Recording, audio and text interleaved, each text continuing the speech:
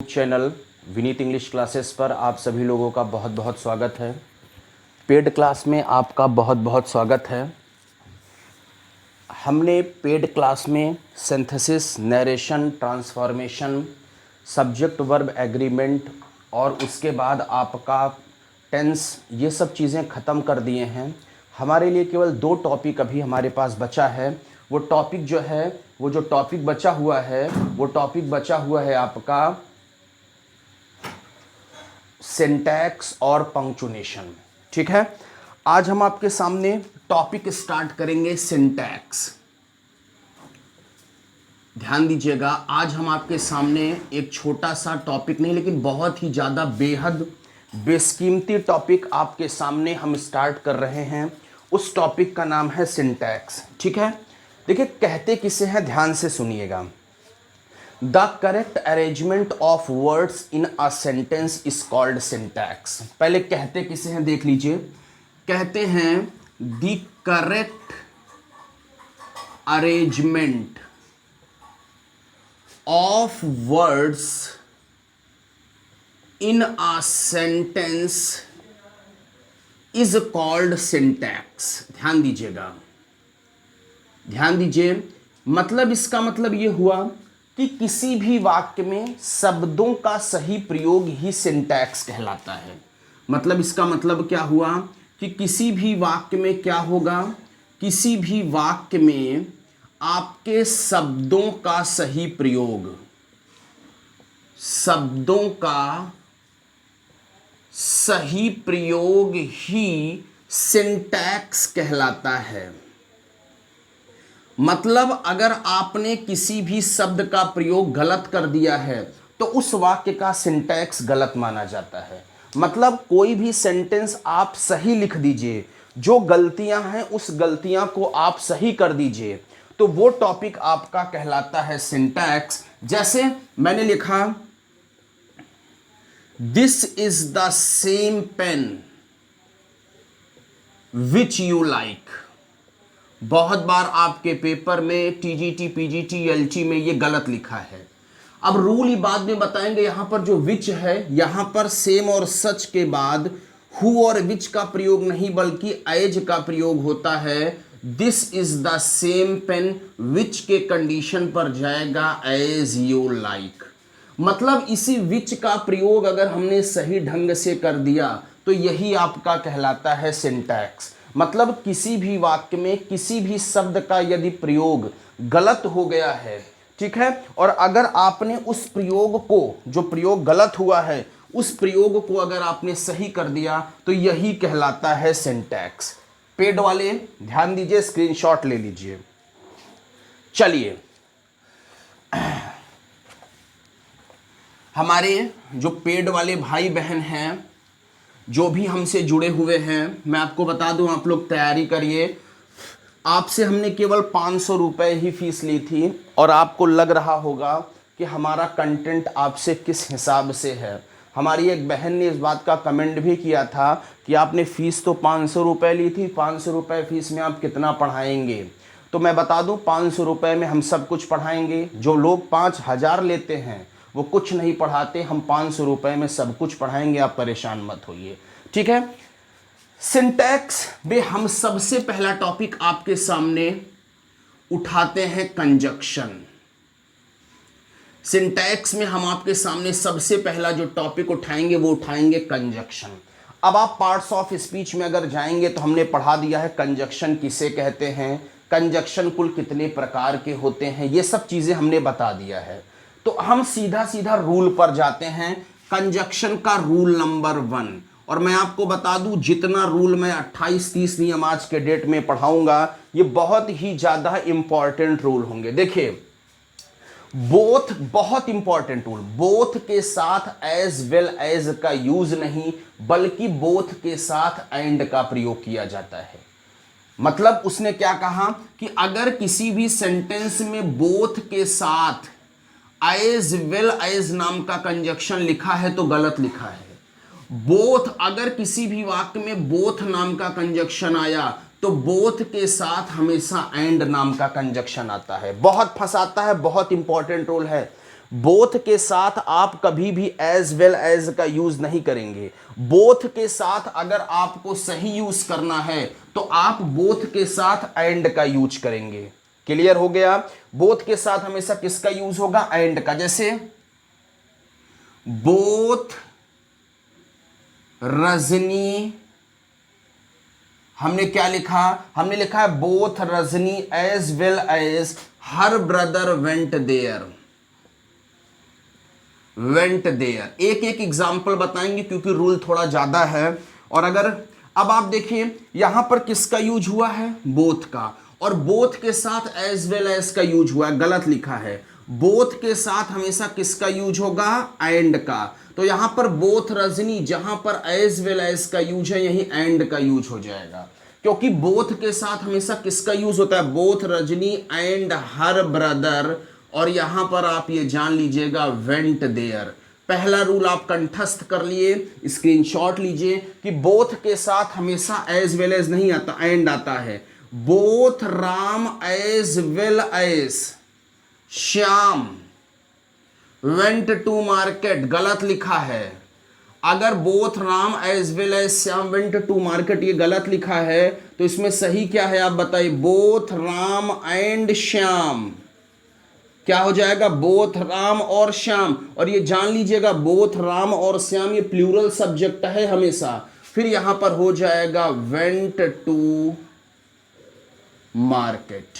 Screenshot ले लीजिए। चले, पहला रूल क्या बना? बोथ के साथ एज वेल एज का यूज नहीं बल्कि बोथ के साथ एंड का प्रयोग किया जाता है। चलिए रूल नंबर दूसरा।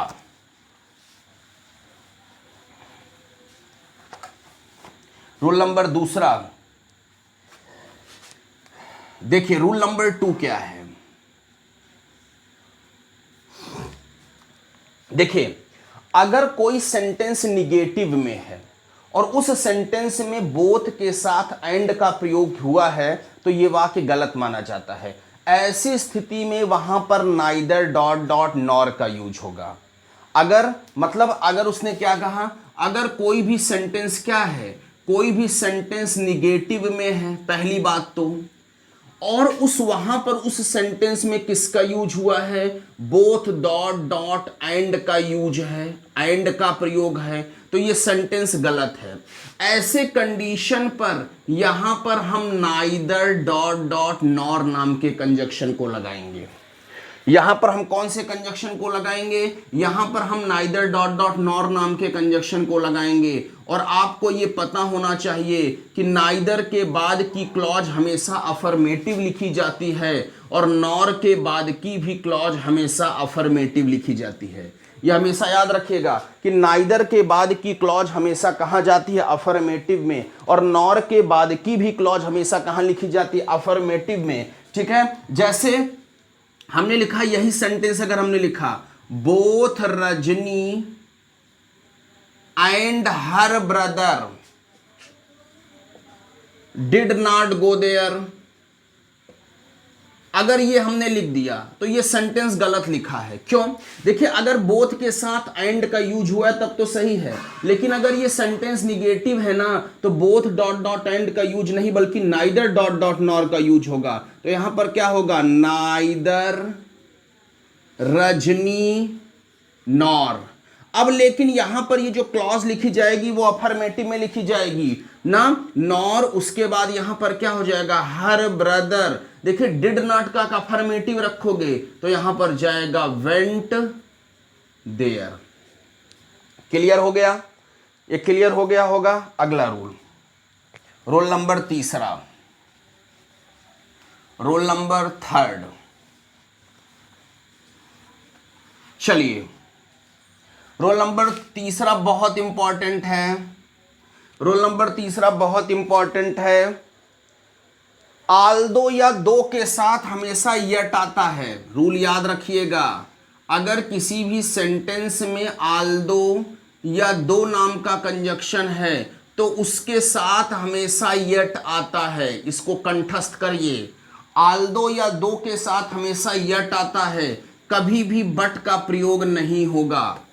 आल्दो या दो के साथ हमेशा किसका यूज होगा, यट का यूज होगा। उस सेंटेंस में कभी भी बट का यूज नहीं होगा, ये याद रखिएगा। जैसे though he was poor but he was honest, though he was poor but he was honest, ये लिखा है, ये गलत लिखा हुआ है सेंटेंस। क्यों गलत लिखा हुआ है? एकदम नॉर्मल सी बात है, दो के साथ यहां पर बट नहीं आता, दो के साथ हमेशा यट आता है। तो क्या हो जाएगा, दो ही वॉज पुअर, और यहां पर जाएगा यट ही वॉज ऑनेस्ट। चले अगला रूल।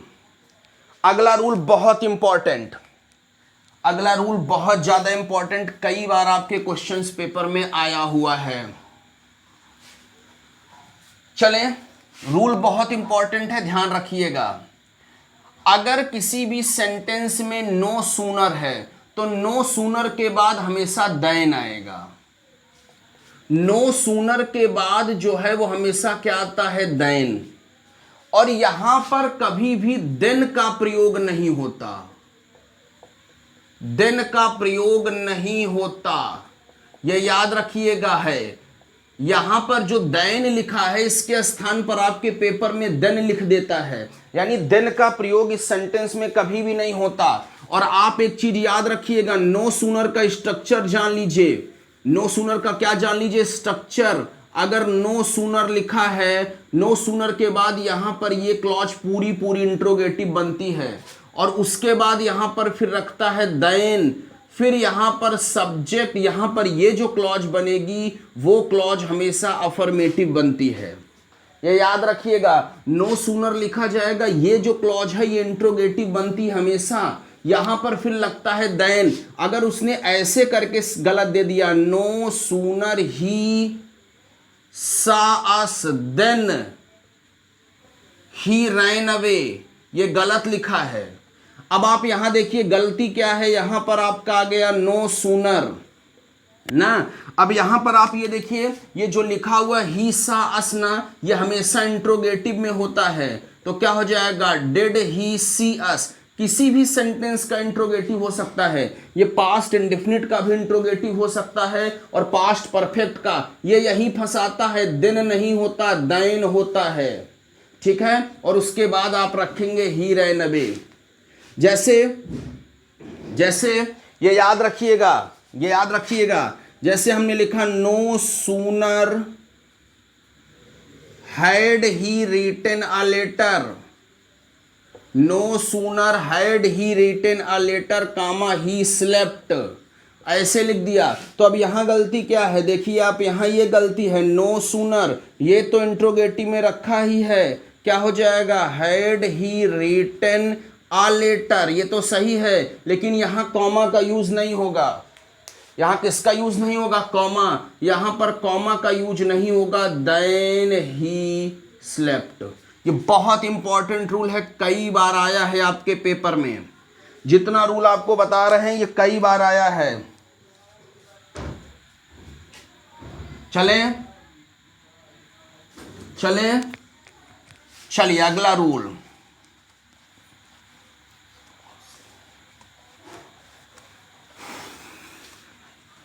चलिए अगला रूल देखिए, आप याद रखिएगा, स्कार्सली और हार्डली, बहुत इंपॉर्टेंट रूल है। स्कार्सली या हार्डली के बाद हमेशा जो है वो व्हेन आता है। ये कई बार कंफ्यूज करता है बच्चों को। स्कार्सली या हार्डली दोनों का मतलब होता है मुश्किल से। स्कार्सली या हार्डली के बाद हमेशा यहां पर व्हेन आता है, और कभी भी देन नहीं आता। स्कार्सली या हार्डली अगर यहां है तो इसके बाद हमेशा जो कंजक्शन लिखा जाएगा वो कंजक्शन हमेशा कौन सा आएगा, व्हेन आएगा, कभी भी देन नहीं आएगा। हार्डली हैड ही गॉन, हमने लिखा हार्डली हैड ही, हमने लिखा है क्या, हार्डली हैड ही, यानी लिखा hardly had he gone, then a thief broke into house, then a thief broke into the house. अब आप देखिए ये सेंटेंस गलत लिखा है, क्यों? अब आप ये देखेंगे तो क्यों गलत लिखा है आपको पता चल गया होगा। हार्डली हैड ही गॉन ना, अब उसके बाद यहां पर दिन नहीं आएगा, हमेशा क्या हो जाएगा, व्हेन। याद रखना नहीं फंस जाओगे। When a thief broke into the house. Clear हो गया? चलिए अगला, नेक्स्ट। अगला रूल बहुत important, most important rule of the conjunction, most important rule of the conjunction.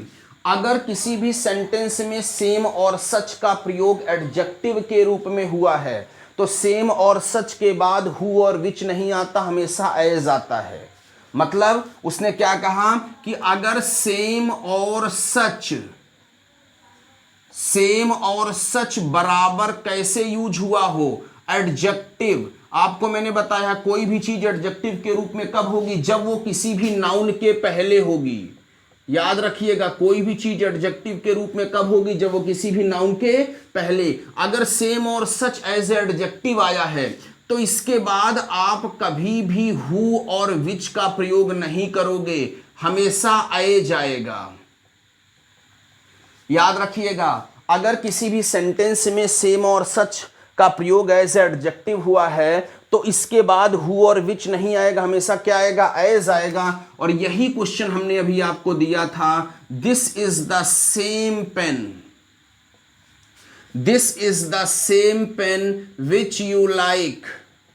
ये गलत लिखा है। अब आप देख लो यहां पर सेम कैसे, किस रूप में, एज एडजेक्टिव, क्योंकि नाउन के पहले आया है तो सेम यहां कैसी, एज एडजेक्टिव। तो यहां पर ये जो विच है, विच का प्रयोग नहीं होगा, किसका यूज होगा, एज का। तो क्या हो जाएगा, this is the same pen as you like. ये क्वेश्चन आपके कई बार पेपर में आया है। जैसे ये भी, such boys who are careless, such boys who are careless suffer in their life. कई बार क्वेश्चन उठा है, such boys who are careless suffer in their life. देखिए यहां पर सच का प्रयोग कैसे हुआ है बताइए, एज एडजेक्टिव। तो यहां जो हु लिखा है ये गलत लिखा है, इसको सही कर दीजिए। सच बॉयज, हु नहीं होगा, एज होगा। बहुत इंपॉर्टेंट रूल है, as are careless suffer in their life. Confirm है? ठीक है, अगला, नेक्स्ट, अगला रूल। चलिए अगला, किसी भी सेंटेंस में दो कंजक्शन एक साथ नहीं लिखे जा सकते। कोई सेंटेंस लिखा है, उस सेंटेंस में दो कंजक्शन एक साथ कभी भी नहीं लिखे जा सकते। किसी भी सेंटेंस में दो कंजक्शन अगर लिखे गए हैं तो दो कंजक्शन कभी भी एक साथ नहीं लिखे जा सकते, ये हमेशा याद रखिएगा। दो कंजक्शन जो लिखे गए हैं वो दो कंजक्शन कभी भी एक साथ नहीं लिखे जा सकते, ये हमेशा आप जान लीजिए। दो कंजक्शन जो लिखे गए हैं वो दो कंजक्शन कभी भी एक साथ नहीं लिखे जा सकते। जैसे उसने क्वेश्चन लिखा, आई आस्क्ड हिम दैट, ध्यान दीजिए, I asked him that why he was late, why he was late. ये गलत लिखा है। आई आस्क्ड हिम, क्वेश्चन क्या लिखा, I asked him that why he was late, ये गलत लिखा है। अब इसको हमें सही करना है। अब आप देखिए यहां पर दैट और वाई दो कंजक्शन है, ये सेंटेंस गलत लिखा है। और ये सेंटेंस इंट्रोगेटिव से बना है, इसलिए आस्क्ड लगेगा। तो याद रखिएगा दो कंजक्शन एक साथ तो नहीं लिखा जाएगा, लेकिन उसके लायक जो कंजक्शन होगा वो तो लगेगा ही। अब ऐसा मत कर देना कि वाई को हटा देना, ये इंट्रोगेटिव से उठकर आया है। तो यहां पर इसको रखेंगे, आई आस्क्ड हिम, दैट हट जाएगा तो यहां पर जाएगा व्हाई ही वॉज लेट। उस सेंटेंस का जो प्रॉपर कंजक्शन होगा वो लिखा जाएगा, उस सेंटेंस का जो प्रॉपर कंजक्शन होगा वो लिखा जाएगा। ठीक है, चलिए अगला, नेक्स्ट, चलिए अगला रूल बहुत इंपॉर्टेंट। अगर किसी भी सेंटेंस में अनलेस या अनटिल नाम का कंजक्शन आ जाएगा तो इसके बाद की क्लॉज कभी भी निगेटिव में नहीं होगी। बहुत इंपॉर्टेंट रूल है।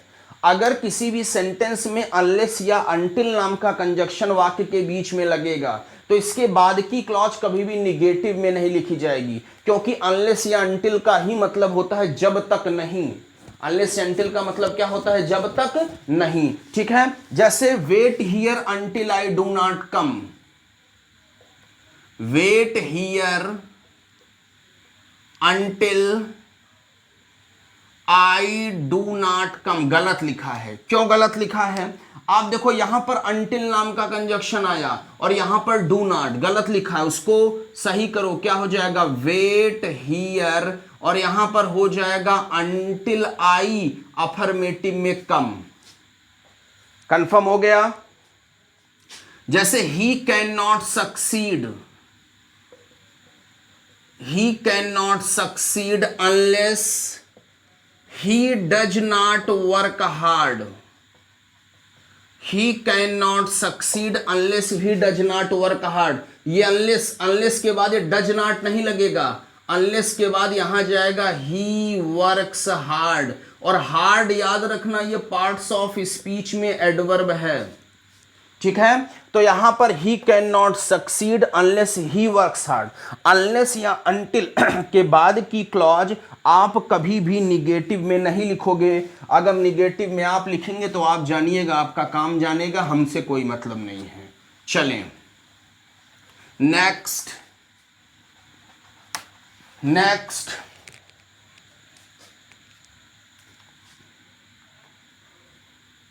अगला रूल, अगला रूल, चलिए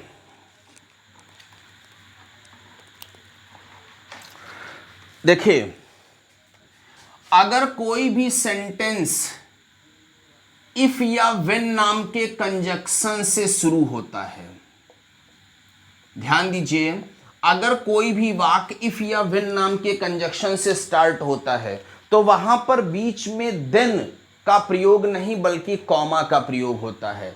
दो रूल एक में करके बता दे रहे हैं। अगर कोई भी वाक्य इफ या व्हेन नाम के कंजक्शन से स्टार्ट होता है तो वहां पर बीच में देन का प्रयोग नहीं होता बल्कि किसका यूज होता है? वहां पर बीच में देन का प्रयोग नहीं होता बल्कि किसका यूज होता है? कॉमा का।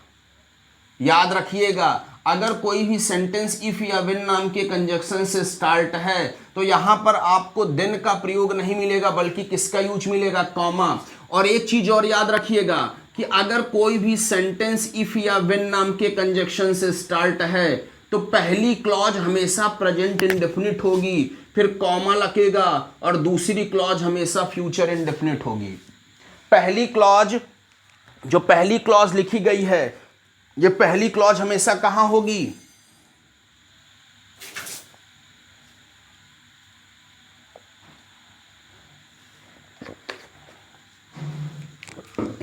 ये पहली क्लॉज हमेशा कहां होगी? प्रेजेंट इंडेफिनिट में। याद रखिएगा, इसके बाद का रूल था दोनों कंबाइंड करके बता दे रहे हैं। और दूसरी क्लॉज फ्यूचर इंडेफिनिट में, जैसे when he will come then I helps, ये गलत लिखा है। अब आप देखिए पूरा एरर इसी में बता दे रहे हैं। यहां पर क्या हो जाएगा? व्हेन ही, ये क्लॉज प्रेजेंट इंडेफिनिट में लिखी जाएगी, व्हेन ही कम्स, और यहां पर देन का यूज नहीं होगा बल्कि किसका यूज होगा? कॉमा। और ये फ्यूचर इंडेफिनिट में लिखी जाएगी, आई शैल हेल्प। इफ या व्हेन से जब शुरू होगा तो बीच में कंजक्शन, याद रखिएगा, जो कंजक्शन है वो देन नहीं आएगा। जो कंजक्शन लिखा हुआ है ये कंजक्शन देन नहीं आएगा बल्कि यहां पर कॉमा का यूज होगा। किसका यूज होगा? कॉमा का। अगला, चलिए नेक्स्ट, चलिए अगला रूल बहुत इंपॉर्टेंट। अगर किसी भी वाक्य में लिस्ट नाम के कंजक्शन का यूज हुआ है तो हमेशा जान लीजिएगा लिस्ट के बाद हमेशा शुड आता है और शुड के बाद कभी भी नॉट नहीं आएगा। सीधा सीधा समझिए, अगर किसी भी सेंटेंस के बीच में लिस्ट नाम के कंजक्शन का यूज हुआ है तो लिस्ट के बाद हमेशा शुड का यूज होगा। लिस्ट के बाद हमेशा किसका यूज होगा? शुड का। और शुड के बाद कभी भी नॉट नहीं आएगा। कंफर्म हो गया। और अगर किसी भी सेंटेंस में सो दैट नाम का कंजक्शन आएगा तो इसके बाद की हमेशा क्लॉज सब्जेक्ट में might plus verb first form से लिखी जाएगी। रूल को याद करिए, अगर किसी भी सेंटेंस में लिस्ट नाम का कंजक्शन आएगा तो यहां पर लिस्ट के बाद हमेशा शुड लगेगा, लेकिन शुड के बाद कभी भी नॉट नहीं लगेगा। लिस्ट का मतलब कहीं ऐसा ना हो कि, और ये अपने साथ इसीलिए निगेटिव मीनिंग दे रहा है, कहीं ऐसा ना हो कि, ये अपने साथ निगेटिव मीनिंग दे रहा है। लेकिन सो दैट के बाद सब्जेक्ट में माइट प्लस वर्ब की फर्स्ट फॉर्म, जैसे हमने लिखा कि वर्क हार्ड लिस्ट यू में not, walk slowly list walk slowly you में नॉट फॉल। गलत लिखा है, तुम भाग जाओ यहां से, इसको क्यों खा रहे हो? हाँ छिपकली महाराज। वॉक स्लोली यू में वॉक, सॉरी यहां लिस्ट भूल गए, वॉक स्लेली ले लिए, लॉक स्लेली स्लोली यू में नॉट फॉल। अब यहां देखिए लिस्ट नाम के कंजक्शन का यूज हो गया, ठीक है। तो लिस्ट के बाद यहां शुड का यूज होगा, यहां शुड, लेकिन यहां नॉट नहीं आएगा। तो इसको रखिए, क्या हो जाएगा? Walk slowly लेस्ट you should fall. मतलब धीरे चलो, कहीं ऐसा ना हो कि तुम गिर जाओ। और अगर उसने ऐसा लिख दिया he works hard so that he should, he works hard, वह कठिन परिश्रम करता है, सो दैट माने ताकि वह पास हो जाए, ही शुड पास, ऐसे लिखा गया। तो आप ये जानिए सो दैट के बाद यहां पर शुड नहीं आएगा। सो दैट अगर लग गया बाबू तो यहां पर ही वर्क्स हार्ड और यहां पर जाएगा so that he. So that के बाद यहां पर मे और माइट आता है, मे पास। अब आप याद रखिए मे कब आएगा? जब ये वाली क्लॉज प्रेजेंट में होगी, जब ये वाली क्लॉज प्रेजेंट में होगी तो मे आएगा, और अगर ये वाली क्लॉज पास्ट में होगी तो यहां पर माइट आएगा। ये प्रेजेंट में है इसलिए मे आ गया, और यहां पास्ट में होती तो माइट आ जाता। अगला चलें, next rule.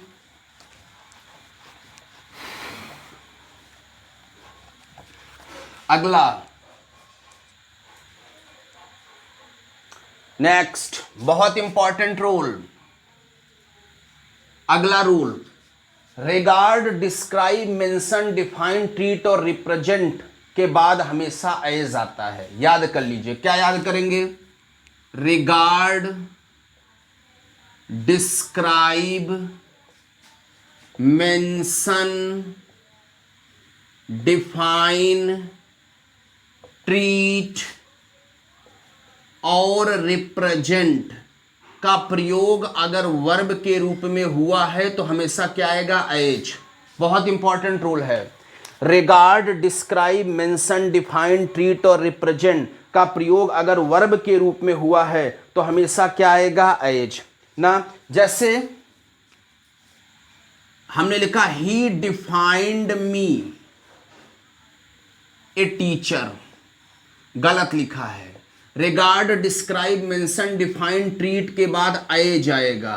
He defined me as a teacher, he defined me as a teacher. लेकिन इसमें एक नोट याद रखिएगा, नेम, कॉल, थिंक और कंसीडर के बाद एज नहीं आता है। जैसे हम तैयार किए ऐसे तैयार करिए, regard describe mention define treat और रिप्रेजेंट के बाद एज आता है, लेकिन नेम, कॉल, थिंक और कंसीडर के बाद कभी भी एज नहीं आएगा। I think me as a silly fellow, I think me as a silly fellow. अब देखिए थिंक, नेम, कॉल, थिंक और कंसीडर के बाद एज नहीं आता, लेकिन regard, describe, mention, define, treat और रिप्रेजेंट के बाद एज आता है। तो यहां पर एज गायब कर दीजिए। जब एज गायब कर देंगे तो क्या हो जाएगा, आई थिंक मी ए सिली फेलो। कंफर्म। अगला, नेक्स्ट,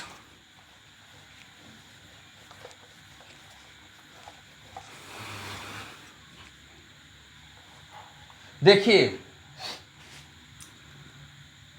अगला रूल, सपोज के साथ कभी भी इफ का प्रयोग नहीं होता। सपोज के साथ कभी भी इफ नहीं होता, और सपोज कोई कंजक्शन नहीं होता, हमेशा होता है सपोजिंग। सपोज कोई कंजक्शन नहीं होता, हमेशा क्या होता है, सपोजिंग। और सपोज के साथ कभी भी इफ नहीं आता है। जैसे हमने लिखा suppose if the principal comes you will be find. Suppose if the principal comes you will be fined, ऐसे लिखा है। तो आप ये जानिए सपोज इफ, ये इफ गलत लिखा है, लेकिन सपोज अकेले नहीं आएगा, supposing the principal comes you will be find. Suppose the principal comes, तो यहां क्या आ जाएगा, suppose the principal comes you will be find. Confirm हो गया। जितना आपको रूल बता दे रहे हैं ये बहुत खतरनाक नियम है, इनको आप अच्छे से एक बार दोहरा लीजिएगा पेड वाले हमारे भाई बहन, और प्रैक्टिस एक सॉल्व कर लीजिएगा, आपका कंजक्शन का टॉपिक हो जाएगा। चलिए नेक्स्ट, देखिए नॉर्मल सेंटेंस में कभी भी एज के साथ सो का प्रयोग नहीं करते। एज के साथ सो का प्रयोग नहीं होता। कौन से सेंटेंस में बताइए, नॉर्मल सेंटेंस में। नॉर्मल सेंटेंस में एज के साथ सो का प्रयोग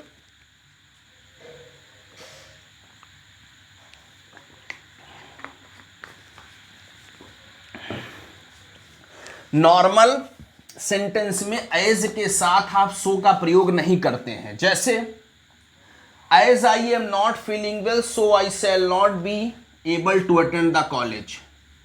एज आई एम, अभी बता रहे हैं, as I am not feeling well so I shall not able to, so I shall not able to, so I shall not, एक मिनट मेरा हेडफोन गिर गया है, I shall not be able to attend the college. देखिए normal sentence है, यहां पर as के साथ सो का प्रयोग नहीं होगा, यही सो हटा दीजिएगा, यही जो यहां सो लगा है सो को हटा दीजिएगा तो सेंटेंस सही हो जाएगा। लेकिन अगर कोई प्रोवर्ब लिखी है यानी उस पर दबाव पड़ा है तो एज के साथ सो का प्रयोग होगा। जैसे कि आप एक सेंटेंस पढ़ते हैं कि जैसा as you sow so shall you reap. मतलब जानते हैं ना आप, क्या होगा, जैसा बोगे वैसा काटोगे। तो यहां पर देखिए प्रोवर्ब है, दबाव पड़ रहा है, इसलिए यहां पर एज के साथ सो का प्रयोग होगा। मतलब प्रोवर्ब वाले सेंटेंस में एज के साथ सो का प्रयोग होगा, लेकिन नॉर्मल सेंटेंस में जो नॉर्मल सेंटेंस लिखा हुआ है उस नॉर्मल सेंटेंस में एज के साथ जो है वो सो का यूज नहीं होगा। चले, हाँ पढ़ाई ली, ठीक है, कोनो दिक्कत नहीं, बजेगा। चलिए, हाँ मम्मा, चलिए अगला रूल, नेक्स्ट रूल बहुत इंपॉर्टेंट। अगर किसी भी सेंटेंस के बीच में सिंस नाम का कंजक्शन घुसा, अगर किसी भी सेंटेंस में सिंस नाम का कंजक्शन घुसा तो इसके पहले की क्लॉज प्रेजेंट परफेक्ट में होगी। याद रखिएगा, नहीं टपकेंगे ना तो हम नहीं बचाने आएंगे। सिंस कंजक्शन का यूज हुआ तो इसके पहले की क्लॉज प्रेजेंट परफेक्ट में और उसके बाद की क्लॉज पास्ट इंडेफिनिट में रखते हैं। अगर किसी भी सेंटेंस के बीच में सिंस नाम के कंजक्शन का यूज हुआ तो सिंस के पहले की क्लॉज प्रेजेंट परफेक्ट में लिखी जाती है और सिंस के बाद की क्लॉज पास्ट इंडेफिनिट में लिखी जाती है। जैसे 5 years past, 5 years past since, और उसने लिखा my cousin has died, my cousin has died. अब आप देखिए यहां पर, आप देखिए सिंस नाम का कंजक्शन आया तो देखिए बीच में आया, तो इधर की क्लॉज प्रेजेंट परफेक्ट, इधर की क्लॉज पास्ट इंडेफिनिट। याद रखिएगा, तो यहां पर क्या हो जाएगा, 5 years हैव पास्ट, फिर यहां पर क्या जाएगा, सिंस ना, पास्ट इंडेफिनिट में जाएगा माई कजिन, यहां वर्ब की सेकंड फॉर्म जाएगी डाइड। कंफर्म हो गया। अगला चलिए नेक्स्ट, अगला आपको हम व्हेन और व्हाइल नाम के कंजक्शन में डिफरेंस बता दे रहे हैं। ऐसे ही देखिए, व्हेन नाम का कंजक्शन वहां यूज होता है जब कोई भी कार्य समाप्त हो जाए। व्हेन नाम का कंजक्शन वहां यूज होता है। पहली बात तो व्हेन टाइम के लिए आता है और आपका व्हाइल भी टाइम के लिए आता है, लेकिन व्हेन यू कंजक्शन वहां करते हैं जब कोई भी कार्य समाप्त हो जाए, तो वहां पर व्हेन कंजक्शन का यूज करते हैं, और व्हाइल का वहां यूज करते हैं जब कोई कार्य चल रहा था, जब कोई कार्य लगातार चल रहा था तो वहां पर व्हाइल का यूज करते हैं। आपको मैंने अभी पहले बताया था, व्हेन के बाद पहली क्लॉज प्रेजेंट इंडेफिनिट और दूसरी क्लॉज फ्यूचर इंडेफिनिट में रखी जाती है, पहले बताया था। लेकिन व्हाइल जब भी रखा जाएगा इसके तुरंत बाद की क्लॉज कॉन्टिन्यूअस में होगी। यह हमेशा याद रखिएगा, जब यहां पर कॉन्टिन्यूअस कोई क्लॉज आ जाएगी तो यहां पर आप व्हाइल का यूज कर देना, नहीं तो सेंटेंस गलत माना जाएगा। जैसे हमने लिखा while I reached the school, while I reached the school, यहां फिर लिखा comma the train started, the train started। अब आप देखिए, ये I reached the school, मैं स्कूल पहुंच चुका था, the train started, train start हुई, तो यहां पर while का यूज नहीं होगा क्योंकि ये कंटिन्यूअस में नहीं है। यहां पर कंजक्शन का है, इसको कंटिन्यूअस में मत बनाने लगिएगा। यहां पर क्या आ जाएगा, व्हेन। और आप ये भी देखिए, ये क्लॉज प्रेजेंट इंडेफिनिट में है ना, और यहां पर द ट्रेन, और यहां पर देखिए, यहां पर जो है, यहां पर आप जब रखेंगे तो क्लॉज, यहां पर इसको आप रखिए तो क्या हो जाएगा, when I reached the station, माने जब मैं स्टेशन पहुंचा तो the train started, train start हो चुकी थी। कंफर्म है। लेकिन अगर हमने ऐसे लिखा व्हेन आई वॉज टीचिंग, हमने लिखा व्हेन आई वॉज टीचिंग, जब मैं पढ़ा रहा था, the mother was cooking, the mother was cooking. अब आप देखिए ये क्लॉज किस में है, कॉन्टिन्यूअस में। जब ये कॉन्टिन्यूअस में है तो यहां पर व्हेन का यूज नहीं बल्कि व्हाइल का यूज करेंगे, तो क्या हो जाएगा, while I was teaching the mother was cooking. Clear हो गया। अगला, अब हम आपके कंजक्शंस के इंपॉर्टेंट रूल को स्टार्ट करते हैं। अब हम कंजक्शन से संबंधित आपको रूल बताते हैं कि कौन से मतलब कौन सा कंजक्शन का सही यूज कहां होता है। चलिए अगला रूल आप याद रखिएगा, नॉट नाइदर। अगर किसी सेंटेंस में नॉट नाइदर नाम का कंजक्शन है तो इसके बाद हमेशा और आएगा। बहुत इंपॉर्टेंट है, अब यहां से बहुत इंपॉर्टेंट रूल स्टार्ट होता है, 10-15 नियम है। नॉट आइदर के बाद यहां पर और आएगा, आपको कभी भी नॉर का प्रयोग नहीं करना है, बहुत इंपॉर्टेंट रूल है। अगर किसी भी सेंटेंस में know either, sorry not either हो गया यहां, अगर किसी भी सेंटेंस में नॉट आइदर आया तो यहां पर नॉट आइदर के बाद हमेशा और आता है। जैसे she is not either tall nor beautiful, she is not either tall nor beautiful. अब आप देखोगे ना तो ये सेंटेंस गलत लिखा है, क्यों? देखो यहां नॉट आइदर के बाद यहां पर नॉर नहीं आता, नॉट आइदर के बाद हमेशा और आता है। सी इज नॉट आइदर टॉल और ब्यूटीफुल। याद रखिएगा यहां पर किसका यूज होगा? सी इज नॉट आइदर टॉल और ब्यूटीफुल होगा, ये याद रखिएगा। नॉट आइदर के बाद और आता है, यहां देखिए नॉट आइदर का यूज हुआ, यहां पर नॉर का यूज नहीं होगा, और का यूज होगा। ठीक है, अगला रूल यहां जाएगा, कंफर्म। अगला देखिए, नेवर, हमेशा याद रखिएगा नेवर डॉट डॉट और होता है। क्या होता है? जैसे आप यहां देखिए not that not either dot dot और होता है, वैसे नेवर डॉट डॉट और होता है। नेवर डॉट डॉट नॉर नहीं होता, नेवर डॉट डॉट नॉर ये गलत माना जाता है। मतलब नेवर डॉट डॉट और का यूज होता है। He did not four nor,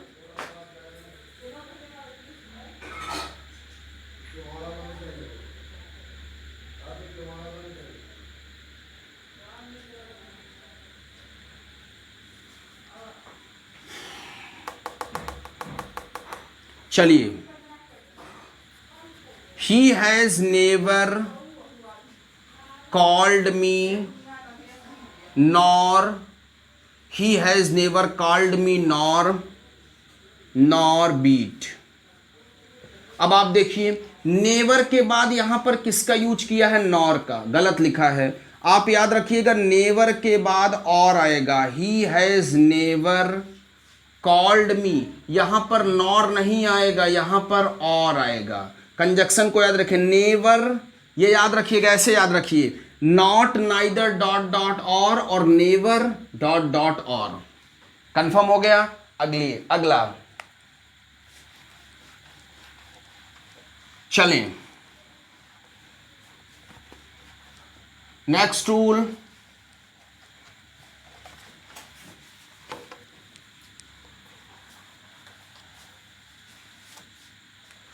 देखिए अगला रूल क्या है। अगर किसी भी सेंटेंस में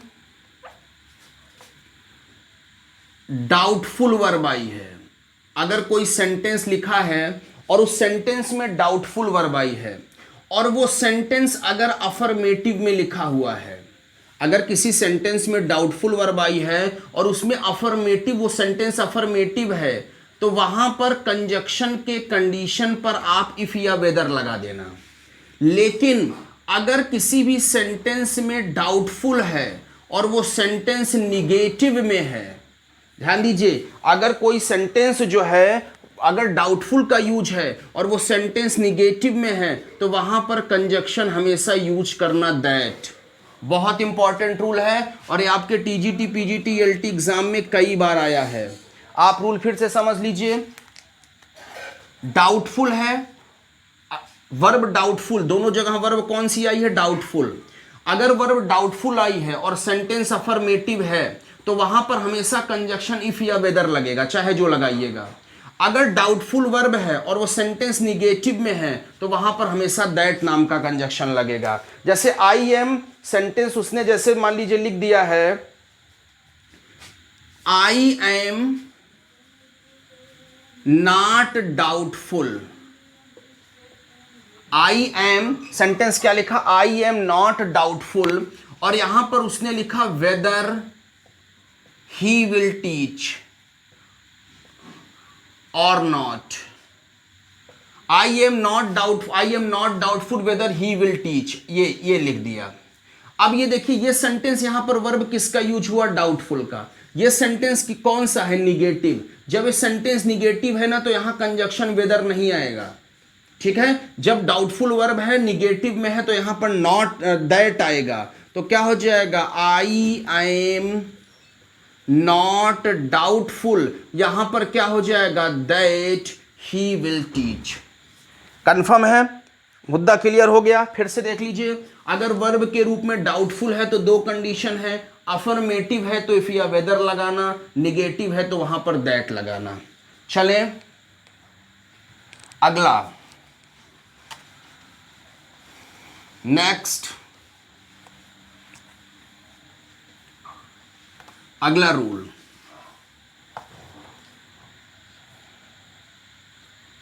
अगला देखिए, नेक्स्ट रूल है, अगर कोई सेंटेंस दिस इज से शुरू है और उसमें द रीजन दिखा है, तो हमेशा द रीजन के बाद दैट आएगा।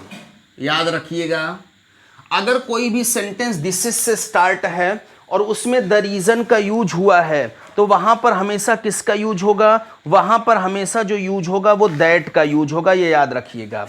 जैसे this is the reason why, this is the reason that he is not appearing at the examination, this is the reason why he is not appearing at the examination। Time क्या हुआ? 12 बज गए। देखिए यहां पर किसका यूज हुआ है? द रीजन, ठीक है। द रीजन के बाद यहां पर देखिए, सेंटेंस दिस इज से शुरू है तो यहां पर द रीजन, तो यहां पर वाई का यूज नहीं होगा, यहां पर किसका यूज होगा? दैट का। ऐसे ही आपको बता दे रहे हैं, सेंटेंस आप पूरा लिख लीजिएगा। यहां पर देखिए दिस इज से स्टार्ट है ना, और दिस इज से स्टार्ट है, द रीजन का यूज हुआ है, तो यहां पर वाई का यूज नहीं बल्कि दैट का यूज होगा। चलें अगला रूल, नेक्स्ट,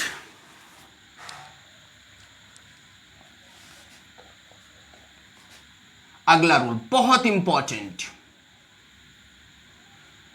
अदर या रेदर के बाद हमेशा दैन आता है, ऐसे इसको रट ले जाइए। अगर हमेशा याद रखिए, other rather dot dot than होता है, हमेशा किसी सेंटेंस में क्या होगा? अदर या रेदर के बाद हमेशा दैन आएगा, ठीक है।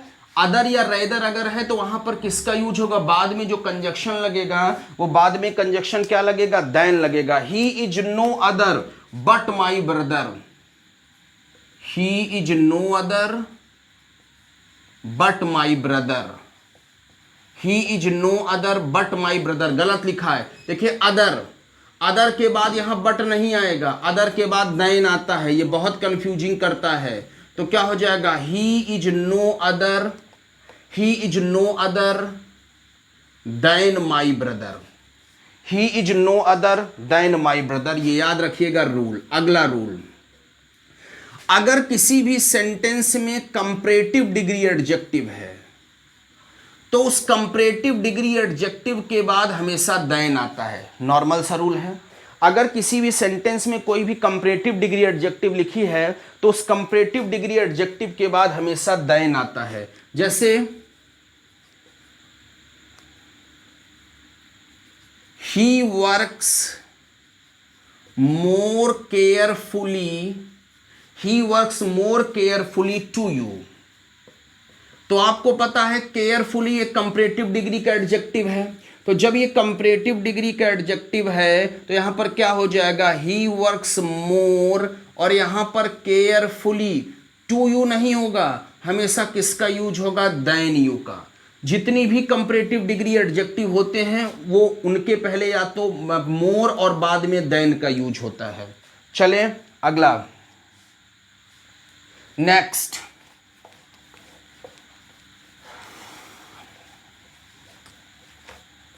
अगला रूल बहुत इंपॉर्टेंट, अगर किसी भी वाक्य में किसी भी कंजक्शन का प्रयोग हुआ है तो इसके बाद की क्लॉज हमेशा अफर्मेटिव में लिखी जाएगी। बहुत इंपॉर्टेंट रूल है, अगर किसी भी सेंटेंस में किसी भी कंजक्शन का यूज हुआ है तो इस कंजक्शन के बाद की क्लॉज हमेशा अफर्मेटिव में लिखी जाएगी, ठीक है, इंट्रोगेटिव में नहीं होगी, क्लियर रखिएगा, अफर्मेटिव में होगी।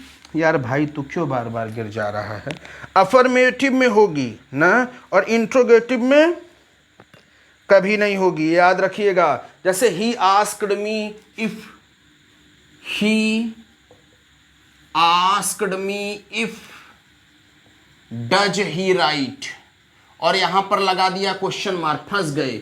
इफ नाम के कंजक्शन का यूज हुआ, ये क्लॉज अफर्मेटिव में जाएगी, तो यहां पर जाएगी तो क्या हो जाएगा, he asked me if he, और यहां पर जाएगा राइट्स, फिर लगेगा फुल स्टॉप। जब ये अफर्मेटिव में चला गया तो यहां पर किसका यूज होगा, यहां पर यूज हो जाएगा फुल स्टॉप का। चलिए, बहुत इंपॉर्टेंट रूल इधर देखिए, कंफ्यूजिंग कहां होता है, बिटवीन के साथ एंड आएगा और फ्रॉम के साथ टू आएगा। यहां पर बच्चे बहुत ज्यादा, ये बहुत इंपॉर्टेंट रूल है, इसको समझिएगा। देखिए क्या होता है कि अगर दो टाइमिंग वर्ड आते हैं तो लोग समझते हैं फ्रॉम टाइम टू टाइम, ऐसे जैसे हमने एक एग्जांपल से हम आपको समझा रहे हैं, Ram will come between 7 AM to 9 AM। ध्यान दीजिएगा, Ram will come between 7 AM to 9 AM। अब देखिए, अब लोग नॉर्मल क्या समझते हैं, 7 AM टू 9 AM, ये लोग इसको करेक्ट समझते हैं, लेकिन ये देखो बिटवीन बीच में आएगा, टू नहीं, एंड। लोग सोचते हैं 7 AM to 9 AM, 8 AM to 10 AM, इसको लोग करेक्ट मान लेते हैं, तो ये गलत लिखा है। क्या हो जाएगा, राम विल कम, और यहां पर क्या हो जाएगा, between 7 AM and 9 AM। Between के साथ हमेशा एंड लगेगा, कंफर्म है। और ऐसे लिख दिया जाए, the party is from 9 AM and 6 PM। तो फ्रॉम के साथ हमेशा टाइमिंग के बीच में क्या आएगा, टू, तो क्या हो जाएगा, द पार्टी इज फ्रॉम, क्या हो जाएगा, 9 AM टू 6 PM। इसको याद रखिएगा, बिटवीन डॉट डॉट एंड, दो टाइमिंग के भी बीच में, और फ्रॉम डॉट डॉट टू। चले अगला, नेक्स्ट,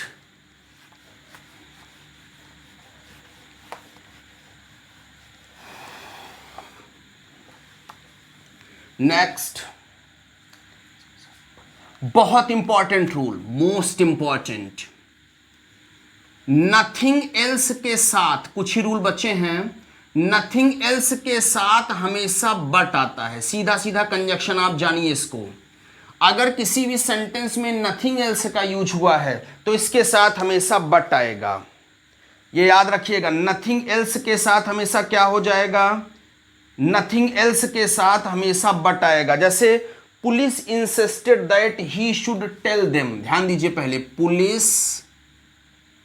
इंसिस्टेड, आग्रह किया, police insisted him, sorry, police insisted that he should tell them, और उसने कहा nothing else than the truth, nothing else than the truth. अब आप देखिए, कुछ लोग डिस्टर्ब हो जाते हैं, नथिंग एल्स के साथ यहां देन गलत लिखा है, नथिंग एल्स के साथ बट आता है, तो पूरा आप लिखोगे police insisted that he should tell them, और यहां पर फिर आप क्या रखोगे, नथिंग एल्स, और यहां पर देन नहीं आएगा, nothing else but the truth.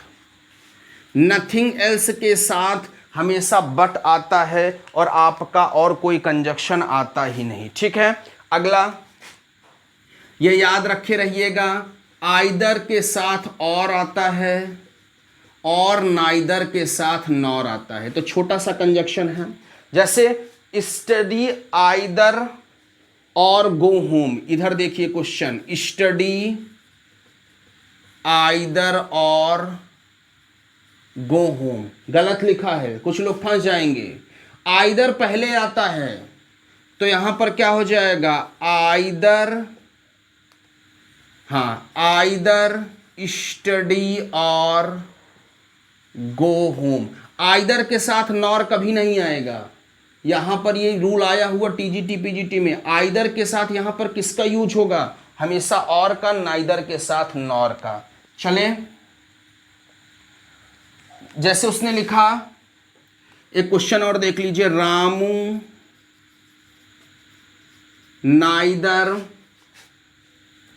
Likes ice cream, और यहां पर नाइदर डॉट डॉट, यहां पर उसने लिखा और ना एप्पल्स। चलिए ऐसे, थोड़ा बड़ा था उसको छोटा कर दिए। अब आपको पता है कि यहां पर पहले, सबसे पहले किसका यूज होगा, नाइदर रामू लाइक्स आइसक्रीम। यहां पर किसका यूज होगा, नॉर एप्पल्स। ये याद रखिएगा, नाइदर के साथ हमेशा किसका यूज होता है, नॉर का। इनको एक जगह आप नोट कर लीजिएगा। अगला, नेक्स्ट,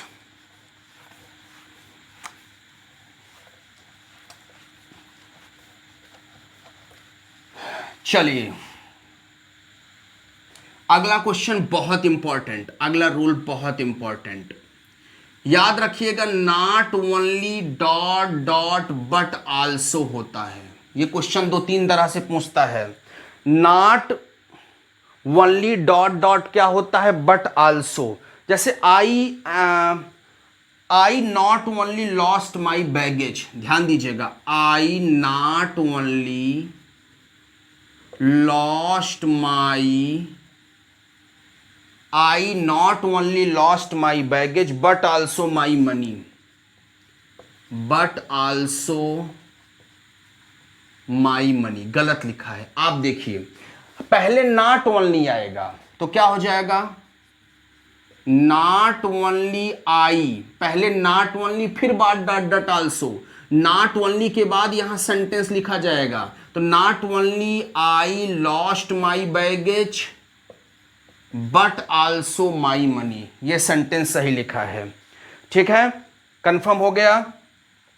एक देखिए क्वेश्चन आया है, I not only helped him but, I not only helped him, I not only helped him but gave him money. अब देखिए इस क्वेश्चन को सही करना है तो देखिए पहले नॉट ओनली आएगा, क्या हो जाएगा, not only I helped him.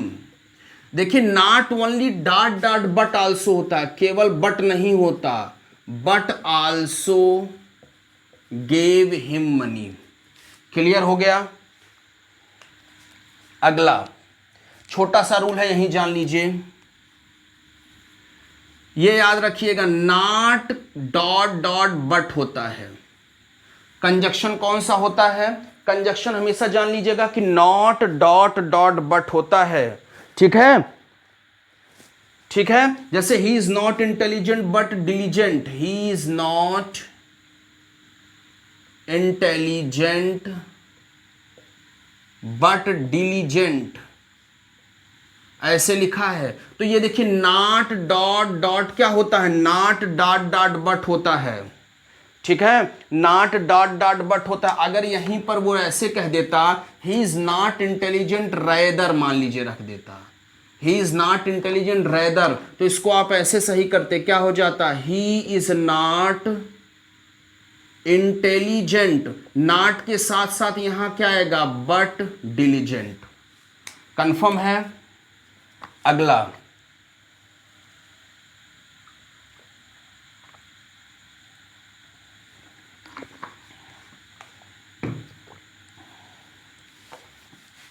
Next, इसको बहुत ध्यान से आप लोग रूल पढ़ लीजिएगा। अगला रूल, नेक्स्ट, रेदर या अदर, रेदर या अदर के साथ हमेशा देन आता है। इसको रूल अच्छे से पढ़ लीजिए। मतलब वो क्या कह रहा है, रेदर डॉट डॉट देन होता है और अदर डॉट डॉट देन होता है। ये हमेशा याद रखिएगा। रेदर डॉट डॉट देन होता है और अदर डॉट डॉट देन होता है। जैसे I would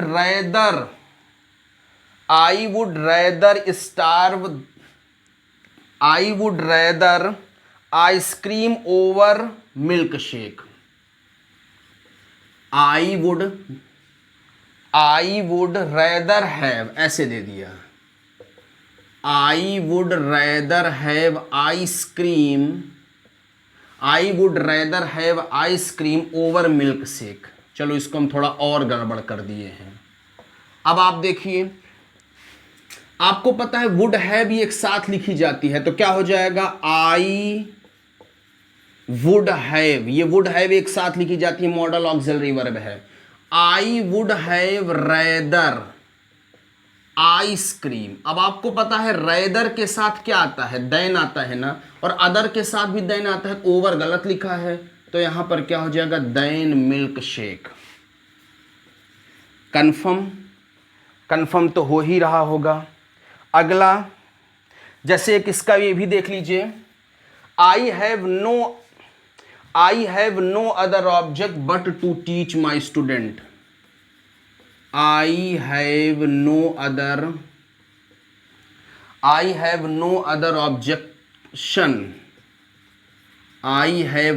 objection but to teach my students.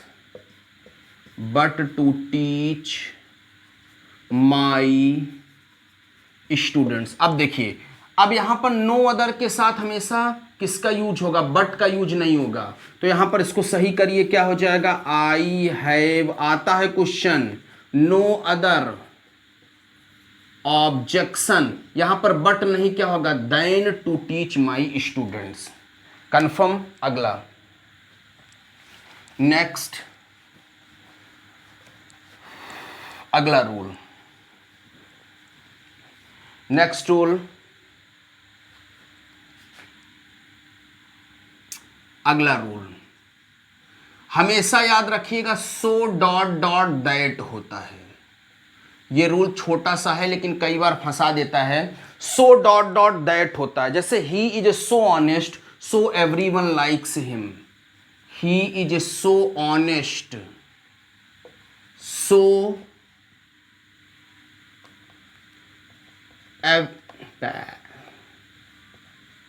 everyone likes him। तो देखिए सो डॉट डॉट दैट होता है, ये ट्रांसफॉर्मेशन में भी बताए थे। TW2 को हटाते हैं सो और TO2 को हटाते हैं तो दैट आता है। तो क्या हो जाएगा, ही इज सो ऑनेस्ट, यहां जहां सो है यहां that everyone likes him.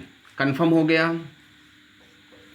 Confirm हो गया। अगला रूल, चलिए आपको 3 बता देते हैं, कंजक्शन, अनलेस, अनटिल और टिल, ये तीनों का यूज बता देते हैं। देखिए अनलेस जो होता है वो टाइम, अनलेस जो होता है वो कंडीशन के सेंस में आता है। अनलेस जो है वो कंडीशनल सेंटेंस के सेंस में आता है, लेकिन ये भी टाइम बताता है।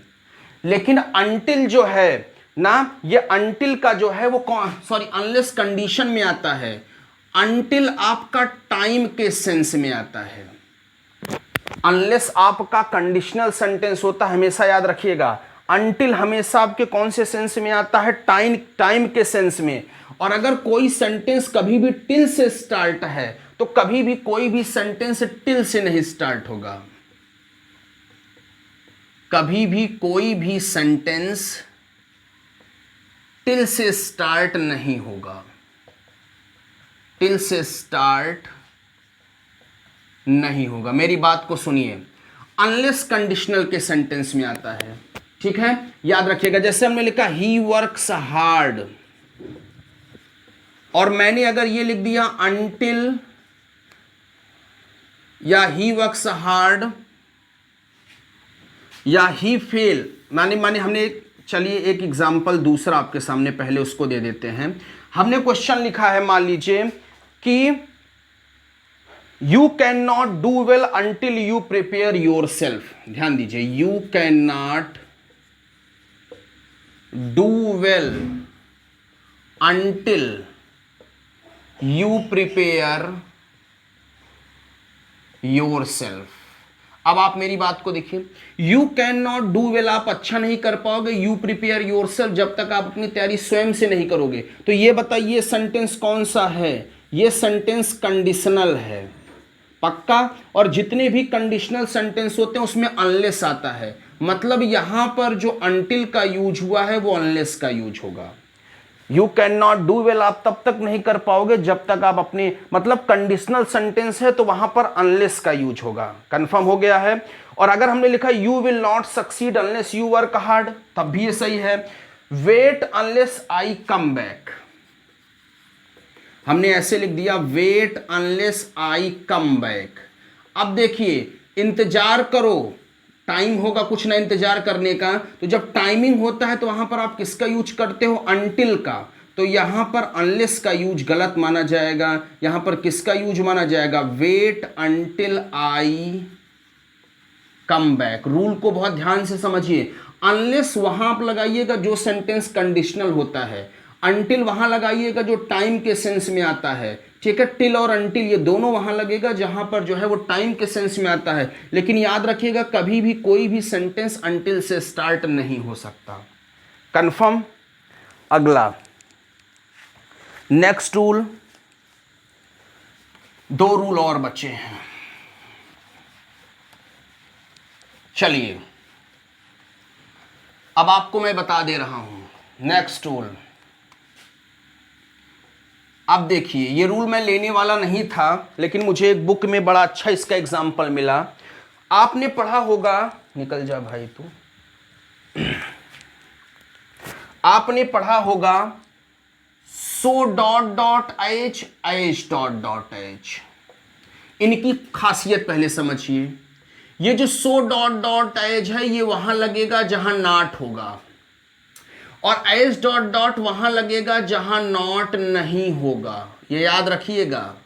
और इन दोनों के बीच में एडजेक्टिव आता है, और कौन सी डिग्री का एडजेक्टिव? इन दोनों के बीच में हमेशा पॉजिटिव डिग्री का एडजेक्टिव आता है। डिग्री ऑफ कंपैरिजन में हमने आपको बताया है, सो डॉट डॉट एज वहां लगेगा जहां नॉट आएगा, एज डॉट डॉट एज वहां लगेगा जहां नॉट नहीं आएगा, और दोनों के बीच में पॉजिटिव डिग्री का एडजेक्टिव आता है। जैसे Ravi is as better as Suresh, Ravi is as better as Suresh, गलत लिखा है। अगर इस सेंटेंस में बेटर, ये कौन सी डिग्री है? कंपैरेटिव। और आपको पता है एज डॉट डॉट एज के पहले पॉजिटिव डिग्री आता है ना, तो क्या हो जाएगा? Ravi is as good as Suresh. और ऐसे लिखा होता Ram is not so more beautiful,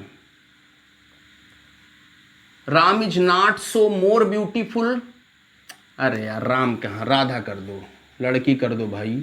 Radha is not so more beautiful as रानी।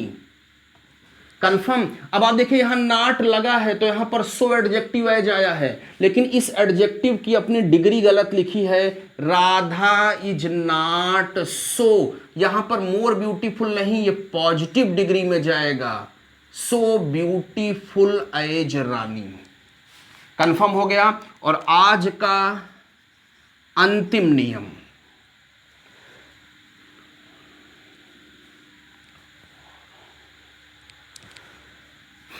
याद रखिएगा, चलो बता दे, सेल्डम डॉट डॉट नेवर होता है। हमेशा सेंटेंस क्या होगा? Seldom dot dot never. अगर कहीं सेल्डम का यूज हुआ है तो उसके बाद हमेशा नेवर आएगा। जैसे बांग्लादेश हैज सेल्डम और not one, Bangladesh has seldom और नॉट वन। अब आप देखिए, अब ये देखिए सेल्डम के बाद यहां पर हमेशा किसका यूज होगा? नॉट का नहीं, हमेशा नेवर आएगा। तो क्या हो जाएगा? बांग्लादेश हैज सेल्डम और नेवर 1।